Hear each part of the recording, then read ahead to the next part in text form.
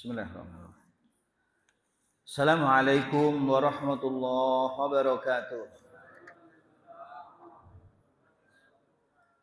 Bismillah, alhamdulillah, wassalatu wassalamu ala rasulillah wa ala alihi wa sahbihi wa mawalah, la hawla wa la quwata illa billah, ma ba'd. Al-hudurul kiram, hadirin jamaah sekalian, jamaah salat maghrib Masjid Al-Muhajirin, semoga sama-sama dimuliakan dan dirahmati Allah Subhanahu wa taala. Syukur alhamdulillah pada kesempatan malam hari ini, malam Senin sebagaimana biasa, kita masih sama-sama dimudahkan Allah Subhanahu wa taala untuk bisa bertemu kembali dalam rangka melanjutkan ta'lim dan kegiatan rutin kita. Tampaknya malam hari ini jamaahnya agak kurang ini. Tumben pada kemana nih, Pak? Lagi nyekar apa? Nyekar. Ya. Lagi pulang kampung. Mudah-mudahan yang pulang kampung ya diberikan keselamatan oleh Allah Subhanahu wa taala pergi dan kembalinya ke tempat semula, dan mudah-mudahan kita yang hadir di sini ya semuanya urusannya dimudahkan Allah Subhanahu wa taala. Amin Allahumma amin. Ala hidihni as-salihah al-Fatihah. A'udzu billahi minasyaitonir rajim. Bismillahirrahmanirrahim. Alhamdulillahirabbil alamin arrahmanir rahim maliki yaumiddin iyyaka na'budu wa iyyaka nasta'in ihdinas siratal mustaqim siratal ladzina an'amta 'alaihim ghairil maghdubi 'alaihim waladdallin. Amin. Baik, terima kasih hadirin jamaah sekalian, semoga dimuliakan Allah. Tema kita pada kesempatan malam hari ini adalah ulul himmah terkait dengan Ramadan yang diberikan oleh Allah Subhanahu wa taala kepada kita. Ulul himmah maknanya adalah cita-cita yang tinggi. Kun rajulan rijluhu fis thara wa himmatuhu fis thuraya, kata seorang penyair. Kun rajulan rijluhu fis thara wa himmatuhu fis thuraya. Jadilah Anda seseorang yang kakinya menapak di bumi, tetapi cita-citanya setinggi bintang Suraya. Jadi bapak-bapak pernah dengar nama Soraya? Soraya itu sebenarnya nama aslinya Suraya. Tapi karena memang lidah Jawa itu orang agak kaku ya, panggilnya Suraya, Soraya. Mestinya namanya Suraya, bintang yang paling tinggi yang ada di langit namanya Suraya. Jadi biasa yang namanya Soraya itu nama aslinya adalah Suraya. Tetapi orang gampangnya manggil Soraya. Sama dengan orang namanya Jamal, itu panggilannya pakai mimnya panjang. Jamaluddin, agama yang bagus. Dipanggil Jamaluddin, ontanya agama. Soalnya kalau mimnya panjang artinya bagus, cakep, tapi kalau mimnya pendek, Jamal artinya onta. Makanya hati-hati kalau punya nama Jamal itu. Makanya bapak ketika punya anak, punya cucu dikasih nama Jamal, pastikan kalau ditulis bahasa Indonesia kasih tanda panjang begini, Jamal, bukan Jamal. Kalau dipanggil Jamal doang artinya onta, tapi kalau Jamal artinya cakep, bagus. Makanya ada kata jamula yajmulu jamil, ya Jamal, jamula yajmulu jamal, jamil. Tapi kalau Jamalun itu artinya adalah onta dengan mim yang pendek. Jadi ulul himmah maknanya adalah cita-cita yang tinggi. Cita-cita yang tinggi tentu sebagaimana yang dikatakan seorang penyair tadi, setinggi bintang Suraya yang ada di langit yang jauh sana. Dalam hal apa? Tentu dalam konteks bagaimana kita bisa mengoptimalisasikan ibadah yang akan kita lakukan di bulan Ramadan. Jangan sampai Ramadan yang kita dapatkan tahun ini hanya seperti Ramadan tahun yang lalu. Tidak ada perkembangan sama sekali. Kalau Rasulullah Shallallahu Alaihi Wasallam ketemu Ramadan berapa kali? Saya yakin bapak-bapak lebih banyak dibanding dengan Rasul. Rasul ketemu Ramadan hanya 9 kali saja. Tapi Rasul bisa memaksimalkan ibadah Ramadan sehingga menjadi wa Ramadhanu ila Ramadhana kaffaratun lima bainahuma majtunibatil kabair. Antara Ramadan yang satu sampai Ramadan yang berikutnya menjadi pelebur dosa di antara keduanya, majtunibatil kabair, selama dosa-dosa besar itu dijauhi. Bagaimana Ramadan bisa menghasilkan sebagai mukaffirat, sebagai kafarah, pelebur-pelebur dosa? Karena puasa yang dilakukan penuh dengan makna, tarawih yang dilakukan penuh dengan makna. Begitu siang hari kita hiasi dengan tilawah Al-Quran, dengan amal soleh sebanyak-banyaknya. Malam hari kita hiasi dengan tilawah Al-Quran, salat tahajud, ya, salat tarawih serta salat sunnah yang lain. Jika siklus itu kita lakukan selama sebulan penuh di bulan Ramadan, maka menjadikan Ramadan kita adalah betul-betul Ramadan yang penuh dengan makna. Maka di sini diperlukan ulul himmah, cita-cita yang tinggi. Mau kita jadikan apa Ramadan ini? Mau kita jadikan biasa-biasa saja atau kita jadikan yang luar biasa? Kalau kita jadikan yang biasa-biasa, ya gitu-gitu aja. Namanya setiap tahun ketemu Ramadan. Paling puasa, taraweh. Tetapi paling tidak sebelum masuknya bulan Ramadan, mindset kita setting dulu. Karena hasil dari ibadah Ramadan yang kita hasilkan sesuai dengan settingan mindset kita. Jika kita mengatakan Ramadan adalah sesuatu yang istimewa, maka tentu kita akan melakukan yang paling maksimal. Jika Ramadan kita anggap sebagai yang biasa-biasa saja, ya segitunya yang kita dapatkan. Karena jemaah sekalian semoga dimuliakan dan dirahmati Allah Subhanahu wa taala. Jadi Ramadan, ketika Nabi mengatakan wa Ramadan ila Ramadana kafaratun lima bainahuma.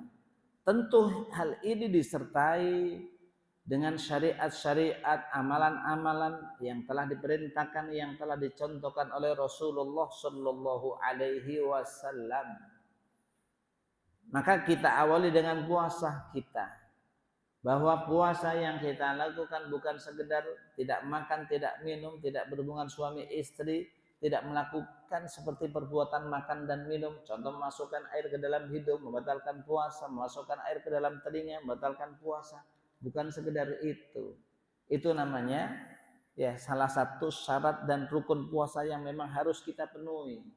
Tetapi kadang-kadang orang lengah bahwa puasa itu ada dua sisi. Dari sisi fikih seperti tadi yang saya sampaikan, tetapi ada sisi substansi. Hakikat puasa itu sendiri. Kalau orang tidak makan, tidak minum, tidak berhubungan suami istri, tidak melakukan hal-hal yang semakna makan dan minum disertai dengan niat dari sejak masuknya waktu subuh sampai maghrib, itu adalah wujud dari rukun puasa yang kita lakukan. Tetapi hakikat puasa, substansi dari puasa yang kita lakukan, kadang-kadang kita lengah, kadang-kadang kita kecolongan. Makanya Rasul mengingatkan kepada kita, rubba shaimin laisa lahu min siyamihi ilal ju'u wal atash. Berapa banyak orang yang berpuasa tapi puasanya hanya mendapatkan lapar dan haus belaka, tidak mendapatkan pahala dari Allah. Kenapa bisa begitu? Karena dia lupa akan hakikat puasa itu sendiri. Hakikat puasa sebagaimana yang disampaikan oleh Nabi di dalam hadisnya, laisa siyamu minal akli wasyurbi wa innamas siyamu minal lahwi warrafati. Bukanlah puasa itu diukur dari tidak makan dan tidak minum. Wa innamas siyamu minal lahwi warrafati, akan tetapi puasa itu diukur sejauh mana kita mampu menjauhi hal-hal yang sia-sia, yang tidak ada manfaatnya. Orang puasa bisa-bisanya nongkrong di perempatan jalan, hanya sekedar lihat orang lewat doang. Orang puasa sekedar nongkrong di pos doang, nggak ada yang dikerjakan. Daripada nongkrong dengan tidur. Syukur kalau kita mau baca Al-Quran. Syukur kalau kita mau melakukan aktivitas yang lain yang ada di rumah, benahin rumah, nata rumah atau seperti apa. Daripada sekedar nongkrong di perapatan pagi-pagi, tidak ada sesuatu yang kita laksanakan. Ini namanya lahu. Makanya katakan Nabi, sesungguhnya puasa itu hakikatnya adalah menghindari sesuatu yang sia-sia, warrofasi, dan menghindari sesuatu yang bernuansa seksual. Makanya di dalam hadis yang lain Nabi katakan min husni islamil mar'i tarkuhu ma la ya'ni. Termasuk keislaman seseorang yang baik adalah tarkuhu ma la ya'nihi, dia meninggalkan sesuatu yang tidak ada manfaatnya. Orang nongkrong di pos ada manfaatnya atau tidak? Ada. Tapi giliran Ramadan rasa-rasanya harus kita kalkulasi. Orang bisa-bisanya ngobrol di pos, nongkrong di pos. Sudah jelas ini malam bulan Ramadan, ngobrol ngalor ngidul kesana kemari sampai jam 1, jam 2 malam. Ntar pulang-pulang langsung sahur.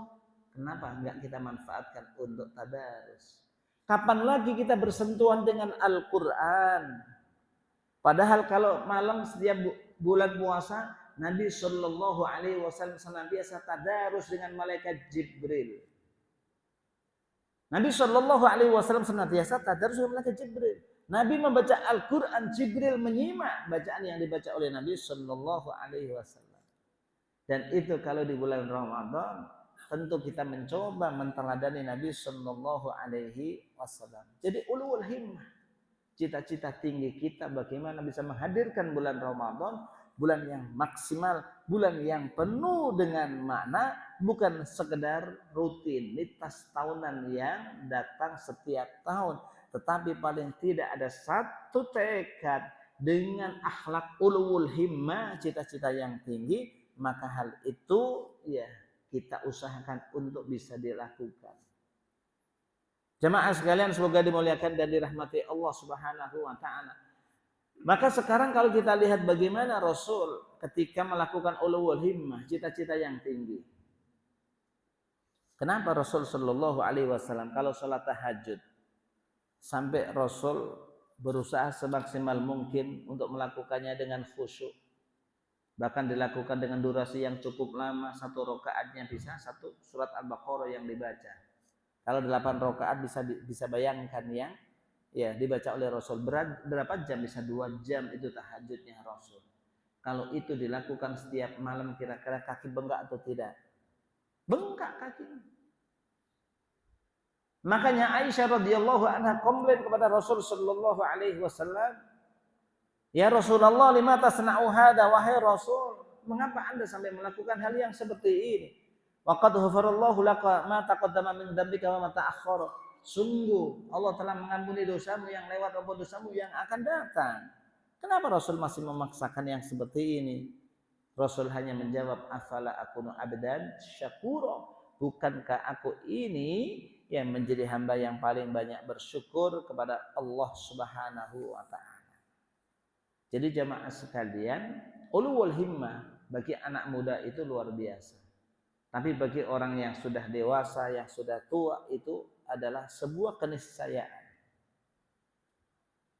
Kalau anak-anak muda kemudian getol beribadah, padahal dalam tata kutip belum saatnya mereka. Ada anak muda getol beribadah, rajin sholat, rajin baca Al-Quran, luar biasa anak muda yang seperti itu. Anak muda yang seperti itu sudah dirindukan oleh surga Allah Subhanahu wa taala. Dan anak muda yang seperti ini besok pada hari kiamat bakal mendapatkan pengayoman. Di saat tidak ada pengayoman kecuali pengayoman Allah Subhanahu wa taala. Wa syabun nasya'a fi ibadatillah. Seorang anak muda yang getol, yang rajin beribadah karena Allah Subhanahu wa taala. Tetapi jika itu terjadi pada orang tua, itu sudah merupakan sebuah keniscayaan. Sudah pantasnya orang tua mesti harus melakukan yang seperti itu.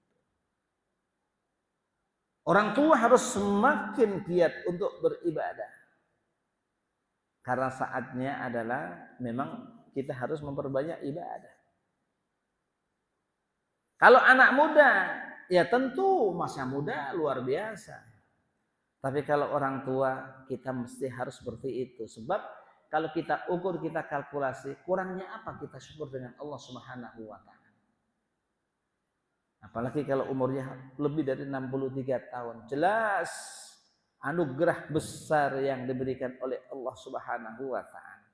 Kita mesti bersyukur kepada Allah. Allah panjangkan umur kita melebihi umurnya Nabi, melebihi umurnya Abu Bakar, melebihi umurnya Umar bin Khattab radhiyallahu anhu. Maka apa yang bisa kita persembahkan kepada Allah Subhanahu wa taala? Mana syukur kita kepada Allah Subhanahu wa taala? Kapan terima kasih kita kepada Allah Subhanahu wa taala? Sebab yang namanya syukur itu jamaah sekalian tidak identik dengan makanan, tidak identik dengan makan-makan. Memang makan-makan itu termasuk bagian dari syukur, tetapi syukur kepada Allah Subhanahu wa taala tidak selalu dengan makanan. Syukur kepada Allah seperti yang dicontohkan Nabi tadi ketika beliau salat tahajud dengan durasi waktu yang cukup lama, kualitas salatnya yang tambah panjang. Itu syukurnya seperti itu. Sarful abdi jami'a ma an'amallahu bihi ila ma yardahu. Seorang hamba menggunakan kenikmatan yang diberikan oleh Allah Subhanahu wa taala sesuai dengan kenikmatan, sesuai dengan apa yang diinginkan oleh Allah Subhanahu wa taala. Makanya kalau orang tua itu giliran taraweh pasti nyarinya yang paling lama di mana. Kalau anak-anak muda carinya yang paling cepat di mana. Tapi kalau orang tua mindset dibalik, tarawih yang paling lama di mana ya? Kira-kira kalau ada tarawih 2 jam pengen ikut yang 2 jam begitu. Tapi kalau anak muda kira-kira kalau 10 menit tarawih mana? Saya kejarkan gitu. Mindsetnya harus kita balik karena orang tua. Kalau orang tua kita harus memahami bahwa yang namanya tarawih itu seperti apa ya? Qiyam Ramadan atau yang disebut dengan tarawih. Pada hakikatnya Rasulullah Shallallahu Alaihi Wasallam tidak pernah membatasi jumlah rakaat salat tarawih atau menentukan jumlah rakaat salat tarawih. Rasul hanya mengatakan man qama ramadhana imanan wa ihtisaban ghufira lahu ma taqaddama min dhanbihi.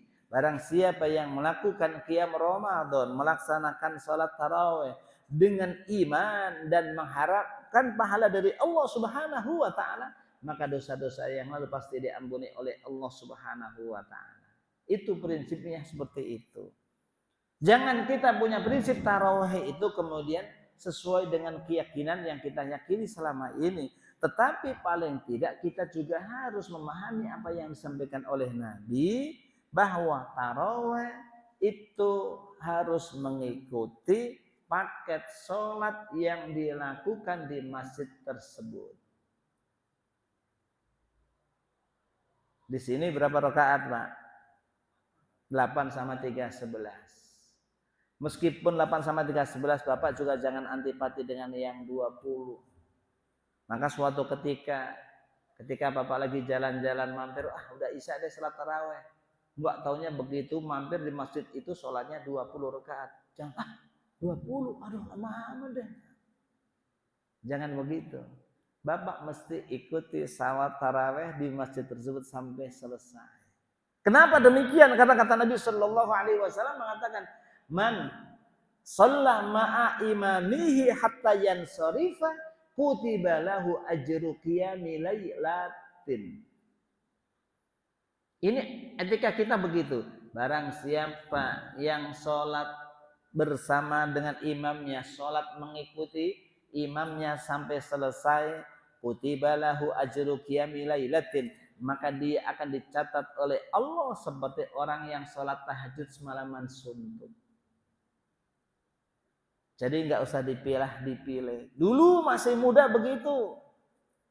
Dah 20 katanya. Begitu dapat 8 rakaat mundur ya kan. Mending kalau langsung pulang, malah kagak di teras sambil ngerokok, ngobrol ngalor gitu sana kemari. Begitu selu sunat witri, salah sarakatin rahimakumullah, balik lagi ya kan. Nah, ini adab kita. Etika kita mesti tidak seperti itu. Kalau memang mau mundur pulang. Jangan nongkrong di teras kemudian nunggu sampai selesai. Itu kurang etis, kurang adab. Adabnya adalah memang kalau mundur pulang, tapi sebaiknya memang mengikuti apa yang dilakukan oleh imam.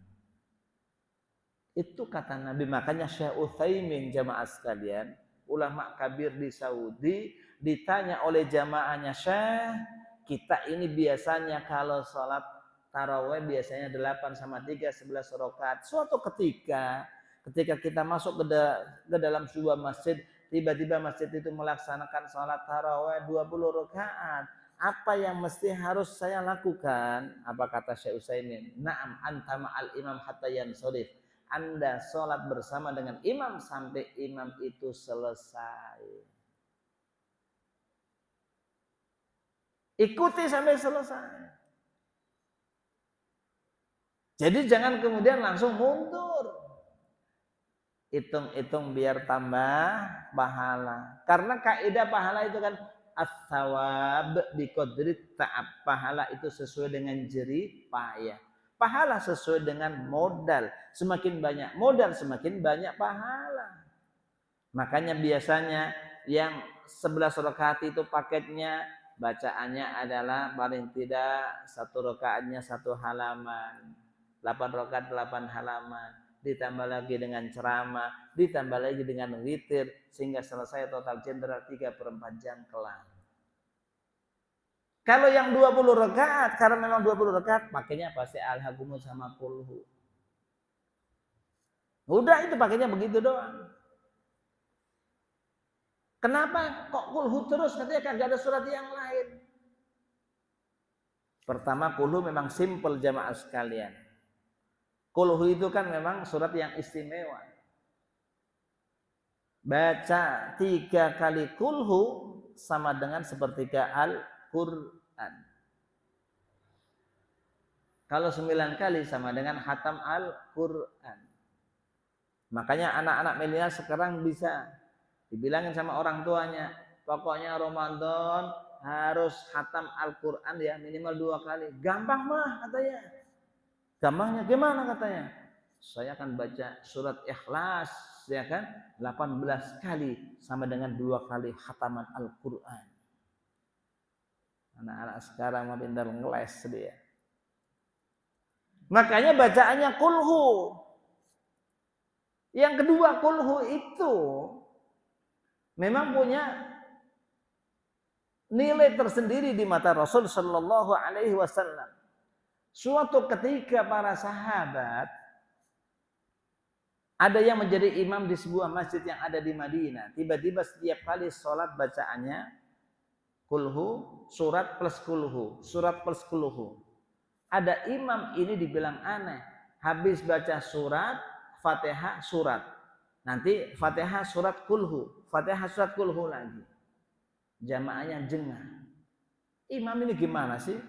Bisa-bisanya itu loh, double-double begini. Kalau kulhu saja, kalau surat-surat saja, jangan double-double begini.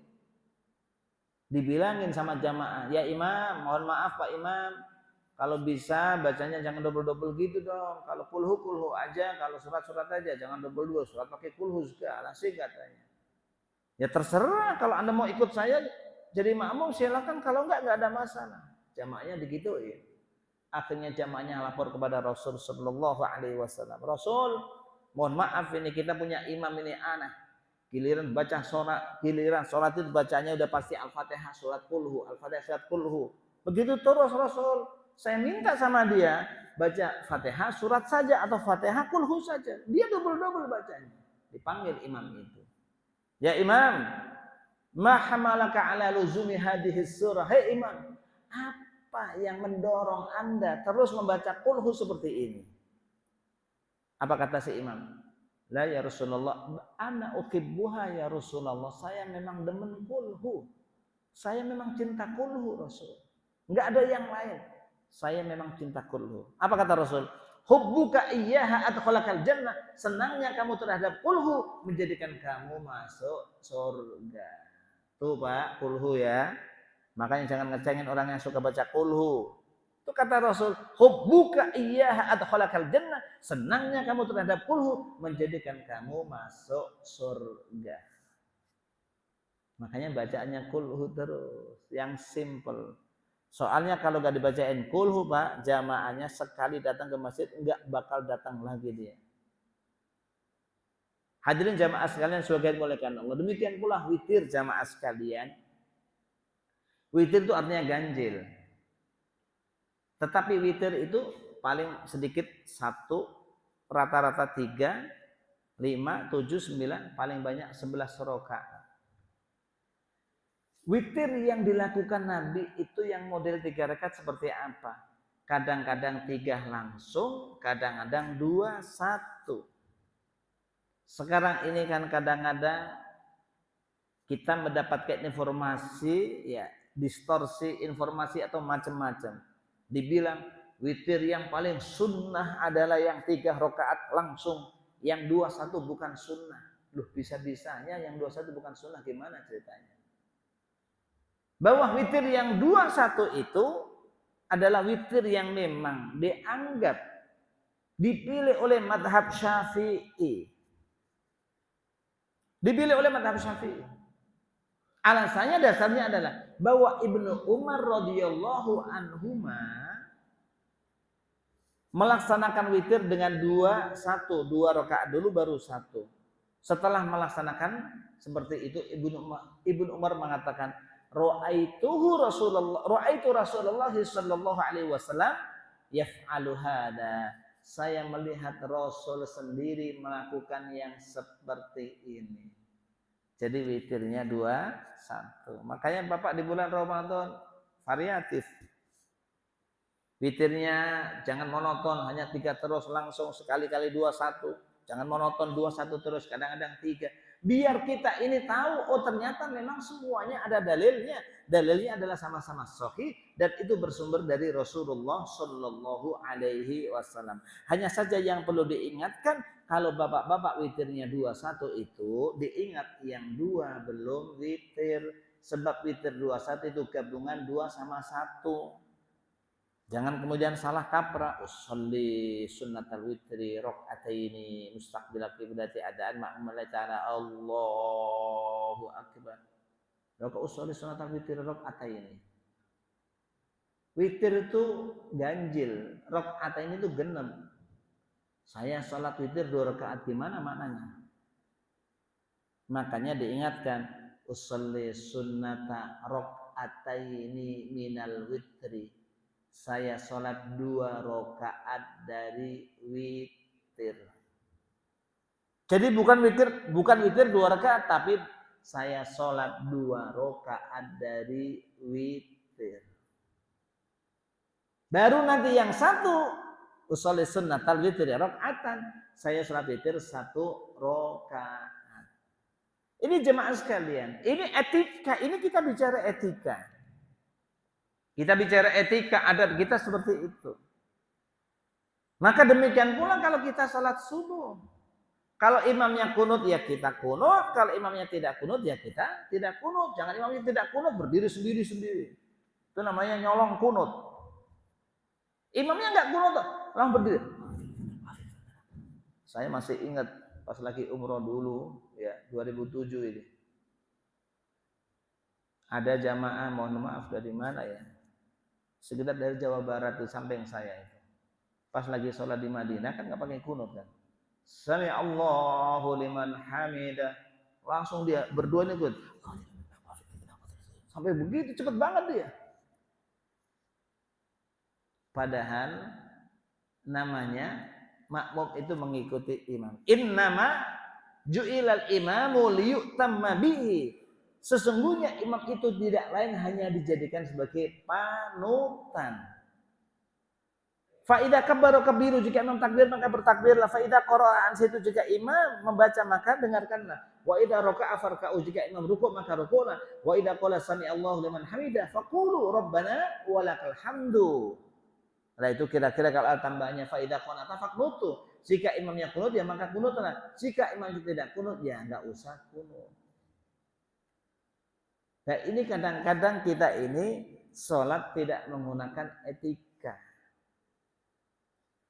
Makanya kalau Imam Syafi'i rahimahullah, meskipun beliau itu adalah imam yang mensyariatkan kunut subuh, di saat beliau berkunjung ke masjidnya Abu Hanifah, tiba-tiba Imam Syafi'i tidak kunut.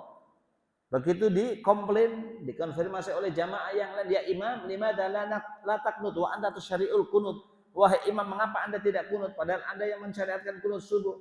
Jawabannya santai. Naam, takriman wa ta'dziman li sahibi hadal masjid. Saya tidak kunut karena dalam rangka memuliakan dan mengagungkan yang punya masjid ini, yaitu Abu Hanifah, karena Abu Hanifah tidak kunut. Jadi ini etika jamaah sekalian. Etika kita seperti itu. Hadirin jamaah sekalian, semoga dimuliakan dan dirahmati Allah Subhanahu wa taala. Jadi etika dalam berpuasa pun ada. Ramadan kita mesti harus etika tadi. Maka kita memang harus mengikuti imam. Imamnya sholatnya seperti apa, ikuti saja. Dan mohon maaf, jamaah itu jangan kekeh dengan keyakinannya. Imam itu ibaratnya sopir. Bapak-bapak jamaah itu sebagai penumpang, imamnya seperti apa, ikuti. Tapi kadang-kadang bapak-bapak itu saking kekehnya itu nggak mau, Pak. Mindsetnya dirubah-rubah dikit, nggak mau sedikit.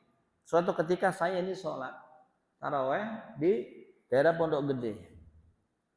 Ini dari dulu sampai sekarang itu sholatnya 4-4-3. 4 rakaat salam, 4 rakaat salam. Saya sudah sampaikan, padahal sesuai dengan hadis Nabi yang paling afdal adalah sholatul laili masna masna. Sholat malam itu 2 rakaat salam, 2 rakaat salam. Biarpun 8, tetapi 2-2 itu lakana afdal, lebih baik dibanding dengan 4-4-3. Meskipun yang melakukan 4-4-3 menggunakan hadis yang disampaikan oleh Aisyah radhiyallahu anha bahwa Rasul sallallahu alaihi wasallam di bulan Ramadan maupun bulan yang lain tidak pernah lebih dari 11 rakaat 4-4-3. Tetapi penafsiran, penjelasan yang disampaikan oleh Ibnu Hajar Al-Asqalani yang dimaksudkan 4-4-3 itu bukan 4 rakaat dengan 1 salam, tapi 4 rakaat, 2-2 dapat 4 rakaat istirahat, 2-2 dapat 4 rakaat istirahat. Sehingga suatu ketika saya nyoba sama jamaah ini, dicoba aja, ya dites dulu. Bapak Ibu sekalian, mohon maaf malam ini giliran saya. Insya Allah tarawehnya 2-2 salam ya. Semuanya diem, kagak ada yang ngomong. Ngikut. Begitu saya pulang, kegaduhan mulai muncul lagi. Ngotot ustadznya gimana, saya kata nggak menghormati kita katanya. Kita ini udah biasanya 4-4-3 pakai 2-2 segala katanya. Wah, saya ditelepon. Saya dibilangin sama marbonnya, Ustadz katanya, waduh jamaahnya benar ribet ini katanya. Gara-gara Ustadz ya bikin gara-gara katanya. Biasanya terawihnya 4-4-3, bikin 2-2 segala sih, itu jamaahnya pada ngomong. Yang benar, iya pada ngomong semua Ustadz katanya. Lah ini persoalannya apa? Kenapa? Sudah menjadi mindset yang tidak bisa digoyahkan. Makanya mumpung sebelum Ramadan yang begini kita coba sampaikan jamaah sekalian. Biar bapak-bapak nggak terlalu kekeh gitu kan. Jadi yang biasanya sholat 11 monggo silakan, tapi suatu ketika masuk ke lingkungan yang 20 dengan witir 23, bapak juga enjoy saja sholat, mengikuti saja. Jangan terlalu kaku-kaku yang seperti itu modelnya. Karena kata Nabi tadi patokannya, mengikuti imam sampai selesai itu pahalanya lebih besar, bahkan dianggap seperti orang yang melaksanakan sholat tahajud semalaman suntuk. Maka yang seperti ini harus, dan kita harus pahami jamaah sekalian, karena Nabi tadi tidak mengatakan, tidak membatasi jumlah rakaat salat tarawih, maka tarawih yang 20 mengikuti sunnah Nabi, yang 8 sama 3, 11 juga mengikuti sunnah Nabi. Karena Nabi hanya mengatakan, man qoma ramadhana imanan wa ihtisaban ghufira lahu ma taqaddama min dambihi. Itu hadis mengenai jumlah salat tarawih.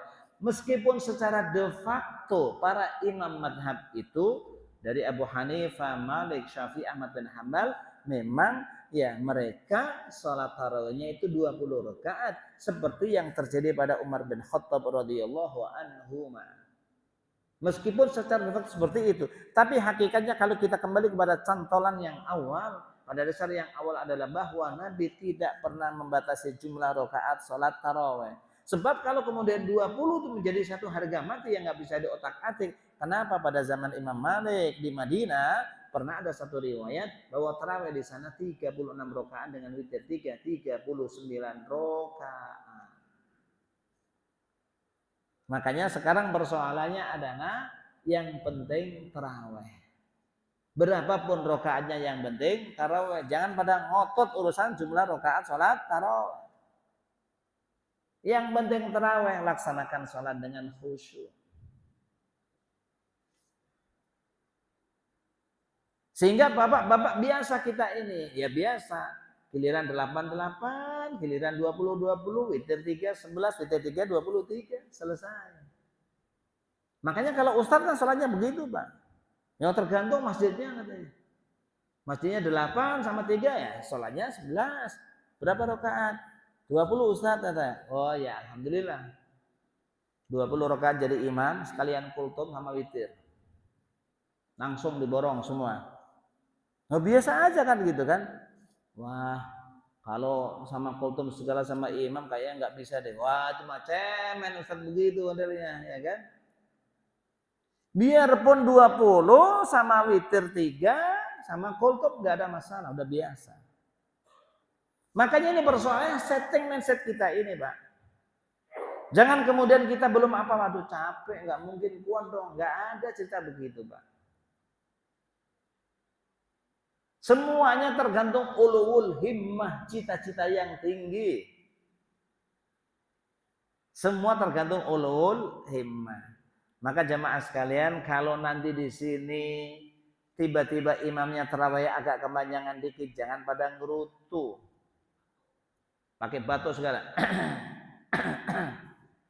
Sholat sambil batuk-batuk, sholatnya batal.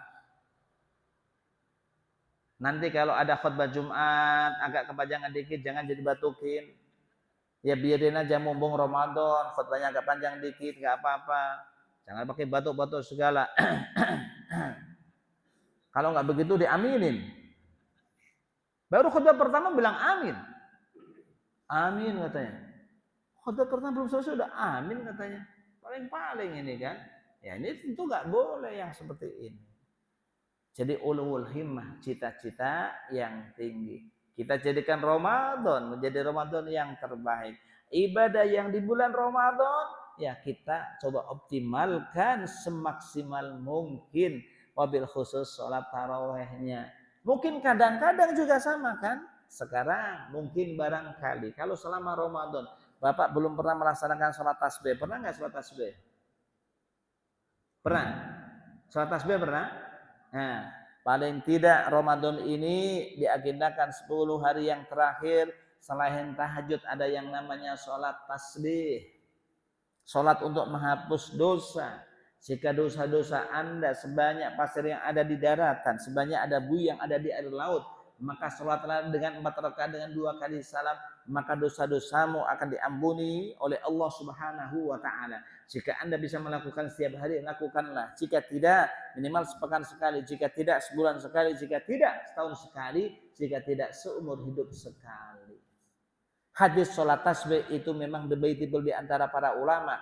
Tapi secara resmi madhab Syafi'i mengatakan bahwa hadis sholat tasbih itu hadisnya adalah hasan li ghairihi. Karenanya hadis sholat tasbih masih bisa dijadikan hujjah.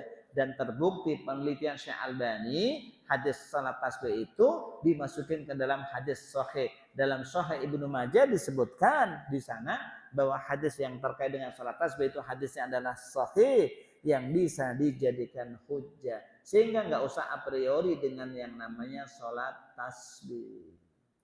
Biasanya salat tasbih itu identik dengan salatnya orang-orang tua. Kalau di kampung sono 10 hari yang terakhir bulan Ramadan paketnya adalah tasbih. Kalau di Jabodetabek paketnya tahajud. Tetapi nggak ada masalah, tahajud plus tasbih jauh lebih bagus dibanding dengan hanya tahajud saja. Soalnya bapak-bapak biar juga merasakan yang namanya sholat tasbih kan. Soalnya kalau sholat tasbih sendirian agak kagok juga. Tapi kalau sholat tasbih dibimbing oleh imam, diimami oleh imam, maka akan enteng bacaannya. Ya karena kan lumayan sholat tasbih Pak. Ya sehari 1 rakaat kan bisa berapa? 10 menit ada 1 rakaat 10 menit. Kalau 4 rakaat kan hampir ya 1 jam kan. Paling cepat itu 1 rakaat itu 7 menit. Kalau kali 4 kan hampir setengah jam. Minimal seperti itu. Biar kita ini di bulan Ramadan itu ibadah yang kita lakukan sangat variatif.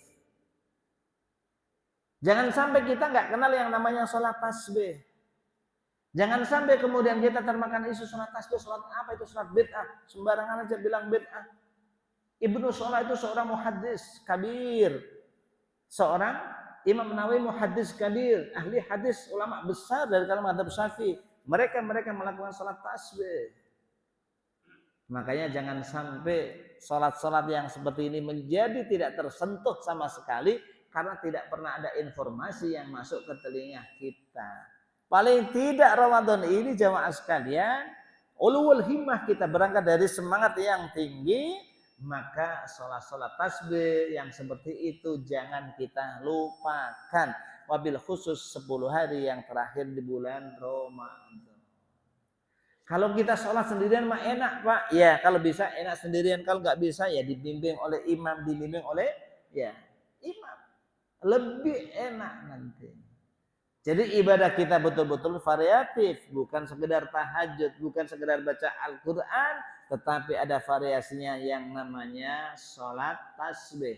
Tarawih kita juga variatif. Bukan hanya sekedar 8 sama 3, 11. Tetapi kadang-kadang 20 sama 3, 23. Witir kita juga variatif. Kadang-kadang 3 rakaat langsung. Kadang-kadang ya 2, 1. Dua-duanya semuanya bersumber dari Rasulullah Sallallahu Alaihi Wasallam. Sehingga pengetahuan kita di bulan Ramadan bertambah. Ya, pengetahuan kita tentang masalah fikih bertambah. Dan hadis-hadis yang terkait dengan itu juga kita ketahui semua karena kita memang melakukannya. Informasi dari manapun kalau bisa sebanyak-banyaknya masuk kepada kita. Kita olah informasi itu, maklumat itu kita olah dan kemudian kita laksanakan sesuai dengan kebutuhan kita. Dengan demikian, maka apa yang disampaikan Rasul Shallallahu Alaihi Wasallam itu menjadi sebuah realisasi dalam kehidupan kita sehari-hari. Itulah hakikat dari yang namanya ulul himmah, cita-cita yang tinggi, bagaimana kita memaksimalkan dan mengoptimalkan ibadah di bulan Ramadan. Semoga semuanya dimudahkan Allah Subhanahu wa taala. Ramadan ini menjadi Ramadan yang terbaik di antara Ramadan yang selama ini kita jalani. Dan mudah-mudahan kita semua mendapatkan Lailatul Qadar di bulan Ramadan nanti. Amin. Allahumma amin. Kurang lebih yang mohon maaf. Kita akhiri. Subhanakallahumma wa bihamdika asyhadu an la ilaha illa anta astaghfiruka wa atubu ilaik. Walhamdulillahirabbil alamin. Wallahul muwaffiq ila aqwamit thoriq. Wassalamualaikum warahmatullahi wabarakatuh.